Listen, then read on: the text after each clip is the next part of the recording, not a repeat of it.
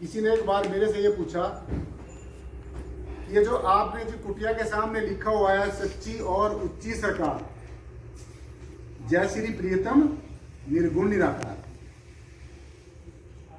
ये मैंने ऐसा अपने जीवन में अनुभव किया है। ये मेरे अनुभव का सारे के सारे मेरे जब तब संयम साधना करने का, भजन सुमन करने का, मैंने परमेश्वर के बारे में ऐसा अनुभव किया कि परमात्मा एक ऐसी शक्ति है जो सबसे सच्ची है, सच रूप है, चेतन रूप है, आनंद रूप है। परमेश्वर से सच और दूसरा कोई नहीं हो सकता है। सच्ची और उच्ची, और सबसे अगर उच्चा है तो ये जय श्री प्रियतम निर्गुणाकार सर्वाधार विश्वाधार परम तत्व है। ऊंचे से ऊंचा भगवंत जहां जहां जहां जहां तक भी आप सोचते जाओगे उतना ही ये बड़ा होता चला जाता है, और जैसे जैसे नीचे आते रहोगे उतना ही ये छोटा होता चला जाता है। ये सूक्ष्म से सूक्ष्म है और विशाल से विशाल है, छोटे से छोटा है और विराट से विराट है। अब जिसको ये ऐसा हुनर आ गया, जिसने इस सदगुरु की इस विद्या को, इस लीला को भली भांति समझ लिया, तो फिर उसको कहीं पर भी जाने की जरूरत नहीं है। परमात्मा ये आपका अपना ही स्वरूप है, ये आपका अपना आप है। जहां पर आप बैठे हो वहीं पर ही परमात्मा है, क्योंकि ये जो सत्ता है ये सर्वव्यापी है, इसको कहीं ढूंढने की जरूरत नहीं है। ये तो आपका अपना आप है, आपका स्वयं है, आप स्वयं ही स्वयंभू हो। अगर आप अपने से अलग किसी और चीज को खोज रहे हो तो सीधे सीधे यह समझ लेना चाहिए कि आप परमात्मा को अपने से अलग समझ रहे हो। इसलिए स्वयं के अंदर, स्वयं के द्वारा, ध्यान से सुनो, जब हम साधना करते हैं, ध्यान करते हैं, तो क्या करते हैं? हम परमेश्वर को अपने अंतर में देखने की कोशिश करते हैं, ढूंढने की कोशिश करते हैं कि क्या भगवान हमारे अंदर से कहीं भाग तो नहीं गया, कहीं चला तो नहीं गया, इसको पकड़ो, जल्दी जल्दी पकड़ो। तो इसलिए परमात्मा ये तुम्हारा स्वयं का ही स्वरूप है, तुम स्वयं हो, अपना आप ही है। ये आप पे आप ही आप पे। जो अलख निरंजन है, जो परमात्मा, अलख का मतलब क्या होता है? अलख निरंजन। गुरु गोरक्षनाथ जी महाराज ने, महायोगी गुरु गोरक्षनाथ जी महाराज ने जप करके, तप करके, संयम साधनाएं करके परमात्मा को क्या समझा है? अलख निरंजन। यानी कि उन्होंने ये अपने जीवन में समझा कि परमात्मा एक ऐसी शक्ति है जिसको लखा नहीं जा सकता, जिसको पार किया नहीं जा सकता, जो अलग है। अब जैसे ये अलग शक्ति है, इसको किसने लिखाया है? हमें सदगुरु ने लिखाया है। जो हमारी आंखों के आगे अज्ञानता का ना समझी का जो पर्दा था वो उतार कर इस परमेश्वर के साथ में, इस अलग शक्ति के साथ में, जिसको अनेकों जब तब संयम साधनाएं करके भी जीव नहीं जान सका, पहचान सका, और सदगुरु ने ऐसा रहमो कर्म हम सबों के ऊपर किया कि हमें एक पल भर में ही अपने ही स्वरूप का दर्शन करा दिया। इसलिए स्वयं के अंदर स्वयं को ही ढूंढना है, स्वयं में ही प्रतिष्ठित होना है, स्वयं के अंदर ही ठहरना है। मैंने आपको सीधा सीधा बताया है कि जो अध्यात्म है विषय नहीं, ये जानने का विषय है। अध्यात्म मानने का विषय नहीं, जानने का विषय है। कुछ करने का विषय नहीं, ये समझने का विषय है। समझ समझ के मुक्ति पावे, काल फांस के बीच न आवे। काल फांस का बीच में तभी नहीं हम लोग आएंगे, तभी हमारा जन्म मरण का आवागमन का चक्कर कटेगा, जब हम परमेश्वर को मानने की बजाय जानेंगे। पहले जानेंगे फिर मानेंगे, पहले पाएंगे फिर गाएंगे। मीरा ने पहले पाया फिर गाया, और फिर क्या कहा? पायो जी मैंने राम रतन धन पायो। और अगर पाया नहीं है तो ऐसे गाना बजाना शुरू कर दिया, लोगों को रिझाना शुरू कर दिया, लोगों से पैसे इकट्ठे करने शुरू कर दिए, और आप ही मीरा बनना शुरू कर दिया, तो वो सच्चाई नहीं है। पहले पाना है, जानना है। पाया तो पहले ही है, जानना है। इसको पाने वाली चीज नहीं है परमेश्वर, परमात्मा कोई पाने वाली चीज नहीं है, क्योंकि जिस चीज को पाया जाता है, जिस चीज को प्राप्त किया जाता है, अच्छी तरीके से समझ लेना है, जिस चीज को पाया जाता है, जिस चीज को प्राप्त किया जाता है, वो चीज कभी ना कभी क्या हो जाती है? समाप्त हो जाती है। इसलिए जो चीजें पाने में आती हैं, प्राप्त करने में आती है, ग्रहण करने में आती है, वो एक दिन न एक दिन क्या हो जाएंगी, समाप्त हो जाएंगे। जो प्राप्त होता है वो समाप्त होता है, जो पाया जाता है वो एक दिन न एक दिन खोया जाता है, हो जाएगा। तो पाने से, खोने से, प्राप्त करने से, इन चीजों से ऊपर तभी उठेंगे जब सदगुरु के माध्यम से आप परमेश्वर को जान लेंगे। आगे सुनना है। तो मैं आपको बता रहा था कि जो सच्ची और ऊंची सरकार, ये सच्ची सरकार है और सबसे ऊंची सरकार है। और ये हम क्यों कहते हैं, जय श्री प्रियतम निर्गुण निराकार। सच्ची और ऊंची सरकार, जय श्री प्रियतम निर्गुण निराकार, इसको समझना है। जय का मतलब ऐसा होता है, कुछ हमारे वेदों शास्त्रों में ऐसे वैदिक मंत्र हैं जिनकी शुरुआत जय से होती है। किससे होती है? जय से होती है। कोई भी आप शब्द ले लो जिसको आप जय से शुरू करते हैं, तो जो भी मंत्र हमारा जय से शुरू होता है उसकी हमेशा फिर क्या होती है? जय होती है, विजय होती है, कभी हार नहीं होती है। इसलिए ये जो परम तत्व है, ये जो परमात्मा है, इसकी हमेशा जय रहती है। ये कभी भी पराजित नहीं किया जा सकता है। किसी रिद्धि सिद्धि शक्ति से इस ब्रह्म को प्रभावित नहीं किया जा सकता है, किसी करामात से और किसी शक्ति भक्ति से इसको प्रभावित नहीं किया जा सकता है। ये अग्नि से जलता नहीं है, पानी से गलता नहीं है, हवा से उड़ता नहीं है और अस्त्र शस्त्र से भागों में नहीं बांटा जाता, नहीं कटता नहीं है। ये किसी काल में बदलता नहीं है, तीन के तीन कालों में सत्य रहता है। पहले भी था, अब भी है और आगे भी नित्य रहेगा, नित्य प्रति है, नित्य प्रति गतिशील है, हर समय चल रहा है, रुकता नहीं है, झुकता नहीं है, कोई इसको रोक नहीं सकता, कोई इसको झुका नहीं सकता। इसलिए इसकी हमेशा क्या रहती है? जय रहती है, हमेशा अनादिकाल से। जब से भी परमेश्वर ने पांचों के पांच तत्व इस ब्रह्मांड के अंदर एग्जिस्ट हुए, अवतरित हुए, ये पनपे, ये जन्मे, ये ब्रह्मांड की रचना हुई, पांचों तत्वों के भौतिक तत्वों की रचना हुई, तो सबके अंदर इसकी हमेशा जय रहेगी। जय थी, जय है और जय रहेगी। तीनों के तीन कालों में ये सत्य रहता है। इसलिए इसको क्या कहते हैं? जय कहते हैं। अब श्री क्यों कहते हैं इसको? अब श्री का मतलब समझना है। जय का शब्द है क्योंकि ये जो सारा अखिल ब्रह्मांड है ये शिव और शक्ति का पसारा है। ओहोंग सोहोंग दुंदुकारा, शिव शक्ति से किया पसारा, सतनत है। ये क्या है? क्या है ये? सारे का सारा शक्ति का पसारा है। ये सारा क्या है? शक्ति का पसारा है।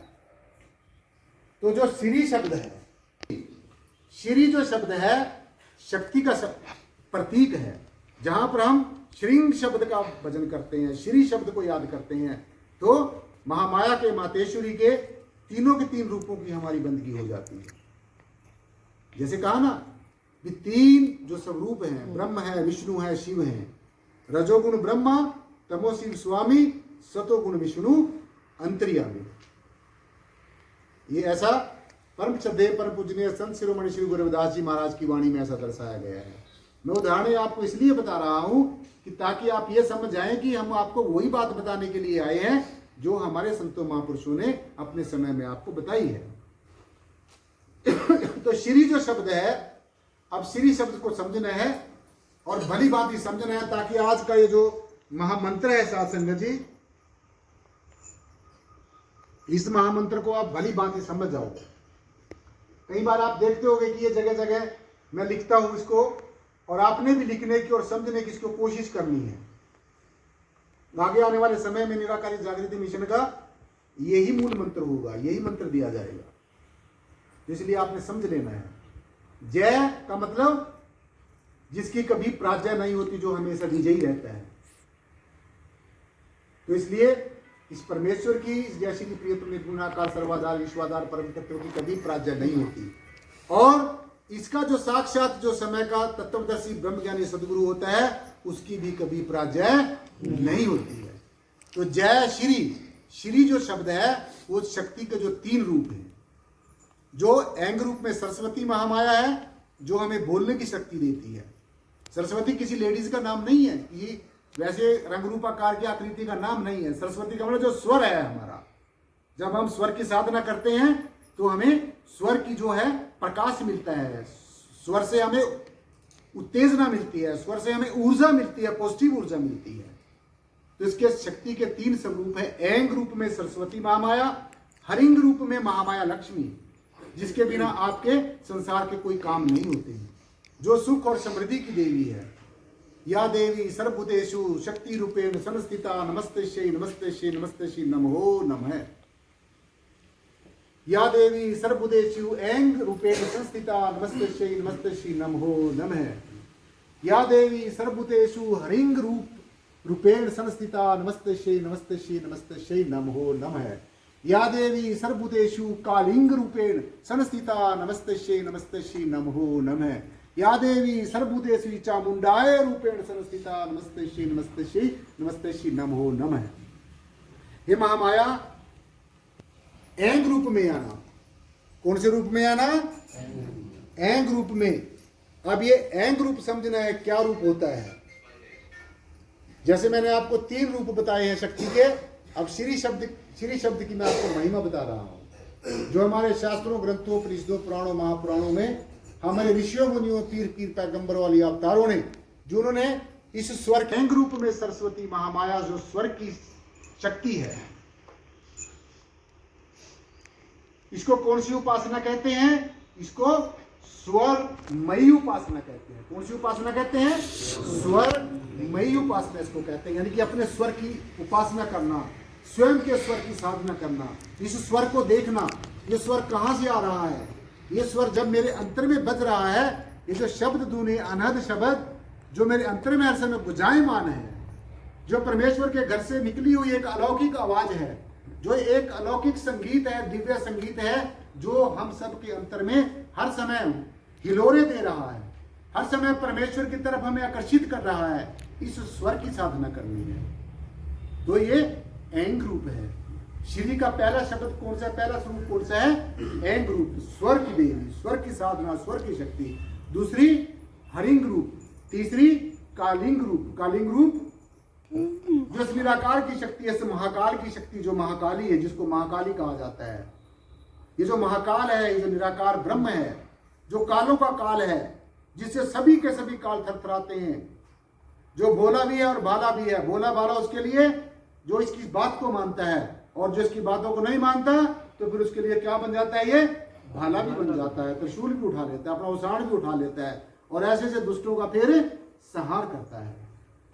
तो तीसरा स्वरूप जो है शक्ति का, वो कालिंग रूप है, यानी कि इस महाकाल की शक्ति, महाकाली निराकार की शक्ति, जो हमारे पापों और संतापों को भस्मीभूत करती है, जो हमारी की गई जाने अनजाने में जो भूले हैं, जो हम जान के करते हैं, कुछ अनजाने में करते हैं, कुछ छुप के करते हैं, कुछ सामने करते हैं, जो ऐसी सी भूले हैं, उनको बख्शने की जो शक्ति है, जो भस्मीभूत करने की जो शक्ति है, कौन सी शक्ति है? वो कालिंग रूप है।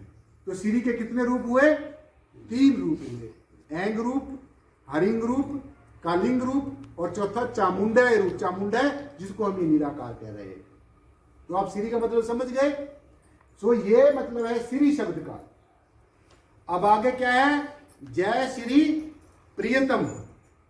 प्रियतम का मतलब होता है जिससे प्रिय कोई भी नहीं है, जो इतना प्यारा है। ये देखो कैसा गोल मटोल है, कैसा प्यारा है, कैसा प्रिय है, साहब मेरा नित नवा। जब भी आप इसको देखोगे तो नया ही दिखेगा। ये जैसे भावों से देखेंगे वैसा ही दिखेगा। प्रिय प्रिय प्रियतम। जब हम स्कूल में पढ़ते थे तो हमारे पास 3 गर्दान होती थी, जैसे 3 काल होते हैं ना, जैसे गुड, बेटर और बेस्ट होता है। तो ऐसे ही पहले प्रिय, फिर उससे अति प्रिय, और फिर प्रियतम। प्रिय प्रिय प्रियतम, तू प्रियतम, तेरा नाम प्रियतम, तेरी वाणी प्रियतम, जय श्री प्रियतम, जय श्री प्रियतम, जय श्री प्रियतम। तो प्रियतम जिससे प्रिय कोई नहीं, जो सबसे ज्यादा प्यारा है, जो हमें सबसे ज्यादा प्यार करता है। हम जीव हैं और ये शिव है। हम अनेकों भूले करते हैं, लेकिन फिर भी मेरा पिता परमात्मा, ये परमेश्वर प्रियतम पिता इतना कृपालु है और दयालु है कि हमसे फिर भी ये प्यार करता है। पूत कपूत हो सकता है, लेकिन पिता कभी भी कपूत नहीं होता है। जो पुत्र है वो अनेकों भूले करता है, लेकिन पिता फिर भी उसको बख्शता रहता है, माफ करता रहता है। तो ये कौन से शब्द का अर्थ हुआ?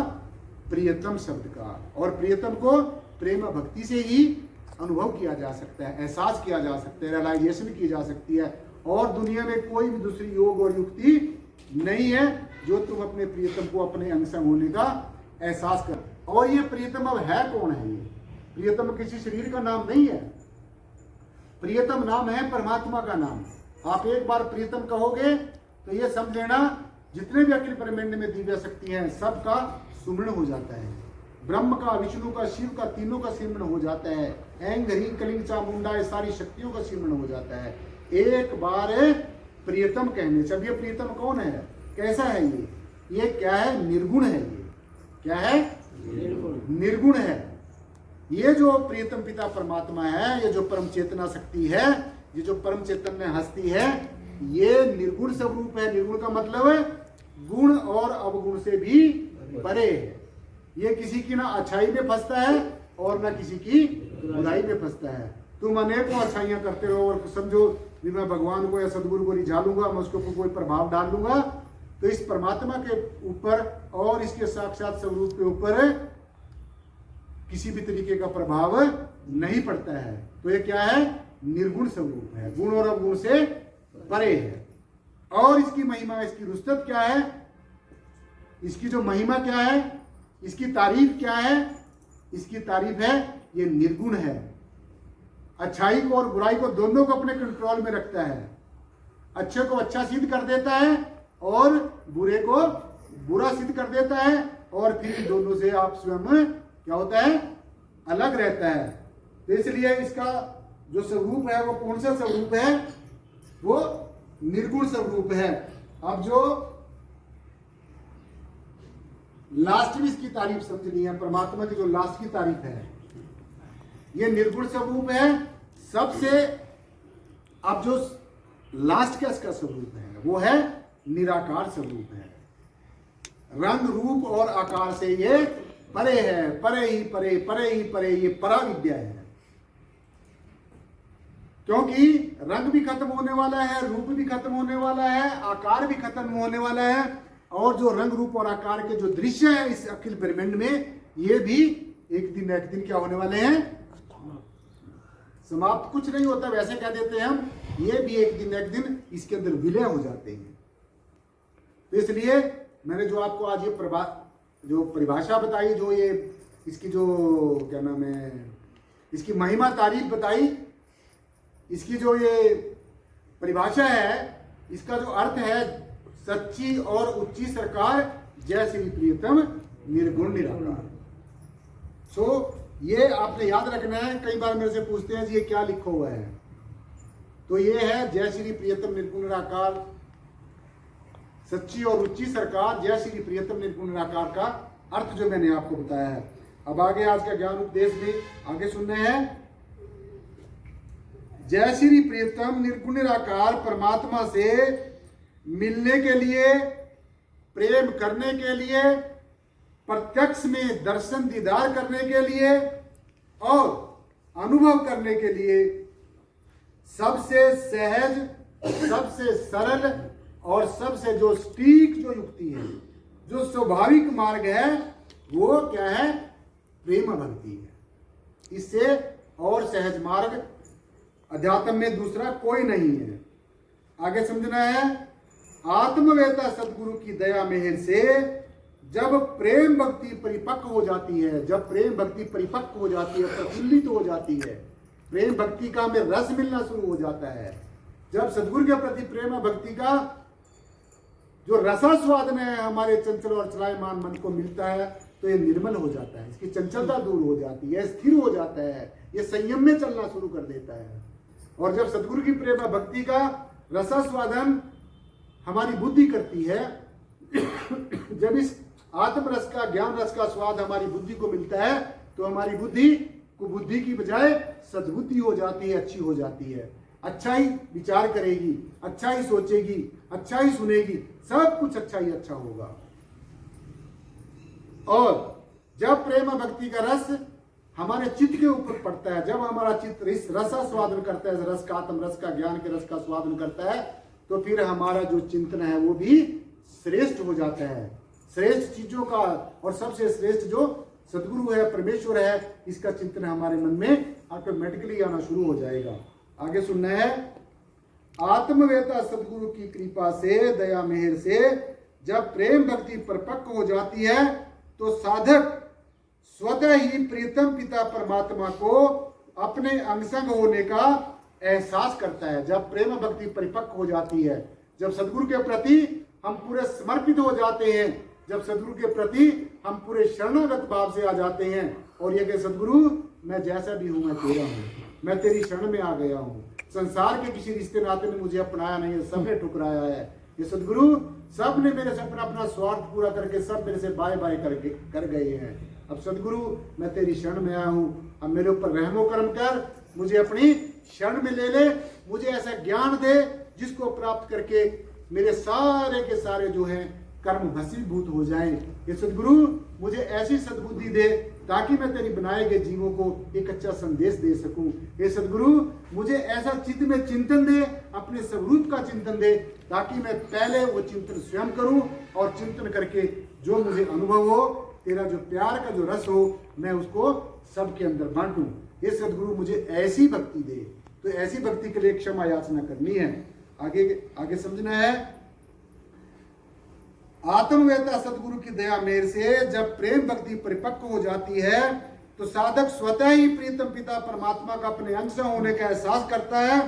अरे अनेकों प्रकार के जो संशय हैं, अनाप शनाप जो भ्रांतियां हैं, अंधविश्वास है, अज्ञानता है, अविद्या है, बाहरमुखी मान्यताएं हैं, वो स्वतः ही समाप्त हो जाती हैं।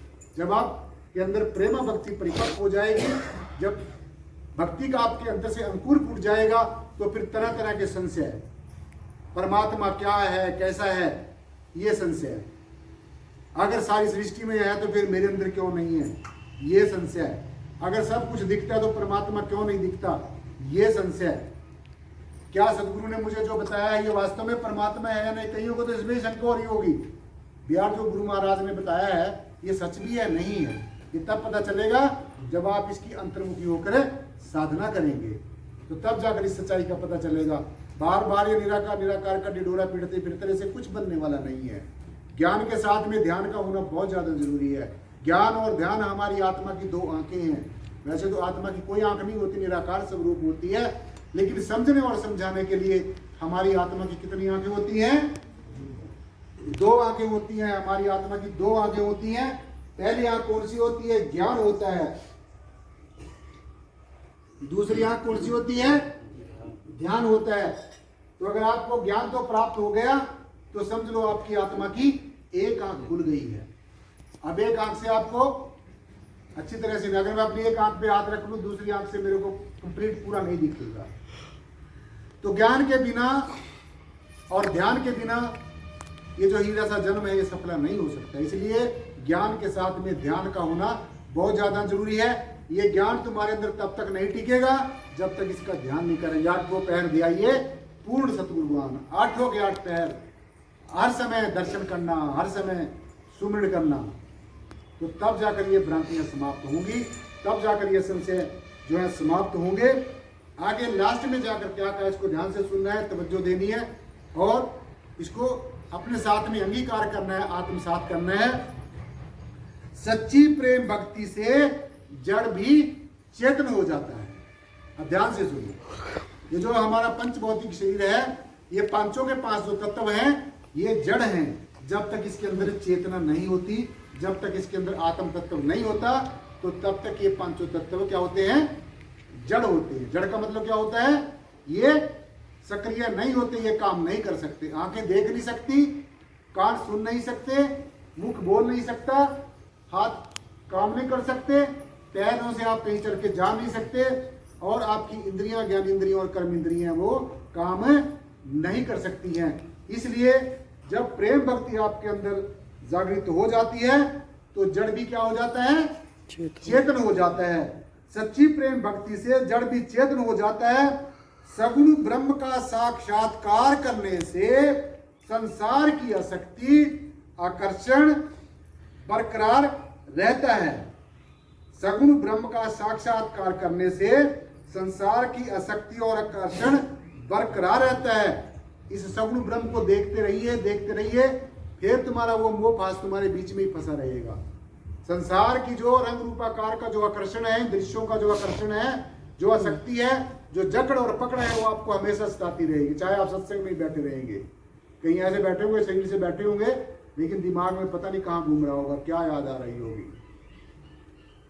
तो ऐसा नहीं, जब भी बैठना सत्संग में, जितनी देर बैठना है, अपने सदगुरु के हाथ में अपना हाथ देकर बैठना है और सदगुरु से क्षमा याचना करते हुए ऐसे भावों से बैठना है कि ये सदगुरु, अब मुझे इतनी समर्थ है कि मैं तेरी कही गई बात को अच्छी तरीके से समझ सकूं। तो बिना ध्यान के यह ज्ञान अहंकार का कारण बन जाता है और इस ज्ञान को प्राप्त करके बड़े बड़े ज्ञानी भी, बड़े बड़े तपस्वी भी इसके अहंकार में डूब जाते हैं और अपने जीवन को बर्बाद कर लेते हैं। अंत में जाके अहंकारी बन जाते हैं। आज देखो आप, जिसने निराकार को देख लिया, वो ऐसा कुप्पा सा फूल के बैठा हुआ, बस सब मैंने निराकार को देख लिया, अब मैंने कहीं आना नहीं है, कहीं जाना नहीं है, मेरे से कोई श्रेष्ठ ही नहीं है। तो ये भ्रांति दूर करनी है, ये प्रेमा भक्ति से वो दूर होगी। साकार और निराकार में कोई फर्क नहीं है, परमात्मा साकार भी है, निराकार भी है।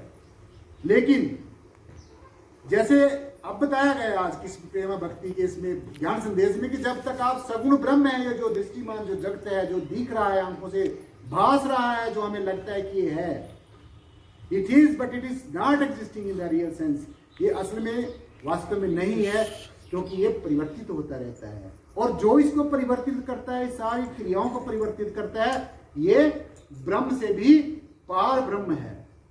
तो ये बात अच्छी तरीके से समझ लेनी है। सच्ची प्रेम भक्ति से जड़ भी चेतन हो जाता है। सगुण ब्रह्म का साक्षात्कार करने से संसार की आसक्ति और आकर्षण बरकरार रहता है। इसको ब्रह्म को, जो सगुण ब्रह्म, इसको देखते रहेंगे, इसमें फंसे रहेंगे, रिश्ते नातों के मोह पास में फंसे रहेंगे, तो फिर उनके साथ में वो आसक्ति बनी रहेगी, आकर्षण बना रहेगा। तो इससे कैसे दूर हो सकता है ये आकर्षण? ये आकर्षण इसलिए दूर हो सकता है कि अब मैंने सदगुरु के संदेश को, उपदेश को इसी को ही फैलाना है, इसी को खुद मानना है, इसी को लोगों को मानने का संदेश देना, आगे समझना है। परंतु इस निर्गुण निराकार एवं सर्वाधार परम तत्व की आराधना साधना करने से वास्तव में प्रेम भक्ति सिद्ध होती है।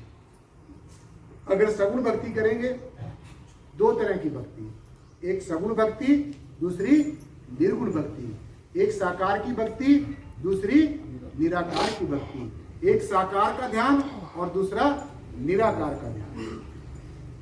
तो ये जब तक आप सगुण में फंसे रहेंगे, है ये भी इसी निराकार ब्रह्म का ही स्वरूप है। सगुण भी यही है, निर्गुण भी यही है, निराकार भी यही है, साकार भी यही है, प्रकृति भी यही है, पुरुष भी यही है, रचना भी यही है। इसी के अंदर एक संकल्प मात्र से ये जो ब्रह्म, ये परमात्मा एक संकल्प मात्र से सारी सृष्टि को, सारी सृष्टि के प्रपंच को ये पैदा कर देता है। और एक संकल्प मात्र से इस सारी सृष्टि के अंदर एक प्रलय लाने के, सारी सृष्टि के दृष्टिमान जो प्रपंच है, जो जगत है, इस सारे जगत को जो जगदीश्वर है, ये जो ब्रह्म है, इस जगत के अंदर जो समाया हुआ जो जगदीश्वर है, ये जो नर ही नारायण है, इस नर के नारी के अंदर जो समाया हुआ जो नारायण है। अभी जैसे आप कह रहे थे कि बंगला जो बना दरवेश, वो बंगला यही है। ये 9 दरवाजों का जो मकान है, 9 घर, इसके अंदर आत्मा का जो ये जो किला इसको बताया है, हमारी आत्मा के रहने का ये जो 9 मंजिला किला है, इसकी 9 मंजिलें हैं। और 9 की 9 जो मंजिलें कौन सी हैं? 9 मंजिलें कौन सी हैं?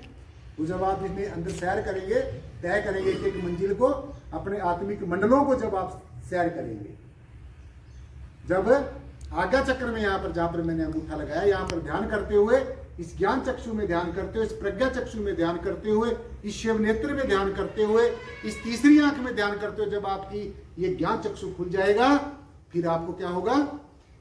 आपकी आत्मा जो है इस जड़ से ऊपर उठकर, इस जड़ को छोड़कर, इस स्थूल को छोड़कर, फिर अपने सूक्ष्म मंडलों में सैर करती हुई परमेश्वर में एक रूप हो जाएगी, एकाकार हो जाएगी, तदाकार हो जाएगी। और वो कब संभव होगा? जो आज के ज्ञान उपदेश में बताया है, आज की जो प्रेमा भक्ति में बताया है। तो इसलिए आज का जो संदेश, आज का ज्ञान उपदेश आपने सुना और मुझे पूरी उम्मीद है कि आप इस प्रेमा भक्ति के ऊपर ही चलने की कोशिश करेंगे। और जब आप प्रेमा भक्ति जो सर्वश्रेष्ठ, जो एक को साधने से सब कुछ सद जाएगा। प्लीज भाई, एक साध दो सब सदे, सब साधे सब जाए, एक को साध लो। जैसे देखो ये लिखो है हमारे निराकारी जागृति मिशन में एक श्लोक लिखो है, एक को जानो, एक को मानो और एक हो जाओ। ये अध्यात्म का सूत्र है, ये अध्यात्म का सूत्र है, एक फॉर्मूला है, एक युक्ति है। और एक को जानना, एक को मानना, एक हो जाने का संकल्प करना है। और यही विद्या इस क्लास में पढ़ाई जाती है। ये जानो कि हम सब एक ही परमपिता परमेश्वर की संतान हैं, और यही मानो कि हम परमेश्वर के ज्येष्ठ और श्रेष्ठ संतान हैं। हम सबका परमपिता, रचयिता, संभाल करने वाला, संहार करने वाला एक ही परम तत्व है, एक ही परमेश्वर है। और तीसरा एक हो जाना है। जो आज आप लोग ग्रुपों में बंट गए हैं, आप लोग भागों में बंट गए, समाज भागों में बंटता जा रहा है, इनको सबको अपने घर वापसी करनी है, अपने निज घर की तरफ चलना है, अपने आप को जानना है, अपने निज स्वरूप को जानना है, अपने आप को जानना है। दुनिया की अनेकों चीजों को आपने जान लिया, लेकिन अब अपने आप को जानना है। बाहर बहुत सैर सपाटे कर लिए हैं, अब अंदर चलना है। बाहर बहुत घूम लिए हैं, अब अपने अंदर घूमना है। दुनिया के बहुत तीर्थों का तीर्थाटन कर लिया है, अब जो अंतर में गोता लगाना है, जो आपके अंदर सदगुरु की ज्ञान की धारा बह रही है, जो प्रेम की धारा बह रही है, जो भक्ति की धारा बह रही है, जो आपको एक करने की युक्ति की धारा बह रही है, जो हर समय निरंतर आपके अंदर में गतिशील जो ये धारा है, जो ये चेतना है, इसके साथ जुड़ना है। जो ये शब्द धुन है, जो अंतर में आपके हर समय शब्द हो रहा है, अब इसके साथ जुड़ना है। किसी विशेष जाति की, किसी विशेष धर्म की, किसी विशेष वर्ण संप्रदाय की, मजहब की और योग युक्तियों की, इन चीजों से ऊपर उठकर एक को ही जानना है, एक को ही मानना है और एक हो जाने का संकल्प करना है। तभी हमारा जो हीरा सा जन्म ये सफला सिद्ध होगा, तभी हमारा भगवत प्राप्ति का जो सपना है वो साकार होगा। तभी जाकर साधसंग जी हम परमेश्वर के साक्षात्कार कर सकेंगे। अपने आप को और परमात्मा के बीच का जो भेद है, ये जो भेद दृष्टि है, ये मिट जाएगी। तत्व दृष्टि आपको मिल जाएगी, ज्ञान दृष्टि आपको मिल जाएगी, दिव्य दृष्टि आपको मिल जाएगी, और फिर आपका हीरा सा जन्म सफला हो जाएगा, धन्य हो जाएगा, मंगलमय हो जाएगा, निराकार में हो जाएगा। तो साधसंग जी आज की जो आपने ज्ञान उपदेश सुना, मुझे पूरी उम्मीद नहीं, पूरी आशा है कि आपने पूरी तवज्जो के साथ सुना और इसको अपने जीवन में आत्मसात करने के, अंगीकार करने की कोशिश करनी है। और सत्संग में हर क्लास में ज़्यादा से ज़्यादा आना है। मैंने आपको बताया, फिर मैं आपको बता दूं, जितनी हाजिरी आपके यहाँ दरबार में लगती हैं, उनके लिए मैं आपकी सदगुरु के साम्राज्य में, सदगुरु के दरबार में वकालत करूँगा और आपको आपकी भक्ति का ये फल दिलाने की वकालत करूँगा।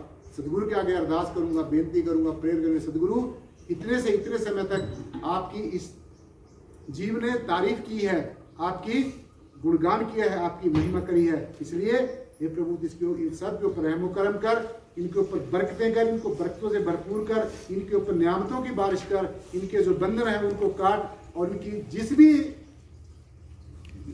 इच्छा से, जिस भी कामना से दरबार में आते सदगुरुदेव, इनकी सब की, चाहे वो लौकिक जगत की इच्छा है, चाहे वो अलौकिक जगत की इच्छा है, वो सब के ऊपर अपना रहमो कर सदगुरु इनके ऊपर दया बराहत कर, क्योंकि ये जीव है और तो शिव है, ये बोलनहार है तो बख्शनहार है। तो साधसंग जी आज का जो ज्ञान उपदेश है वो यहीं पर संपन्न होता है। बोलने में कोई त्रुटि हो गई हो उसके लिए बार बार क्षमा का याचक। आप सबने जो है सुमन बोलना है और यहीं पर सुमन बोलकर फिर अपना भोजन करना। साधसंग जी प्यार से बोलना जी, जो बोले किस बलिहार।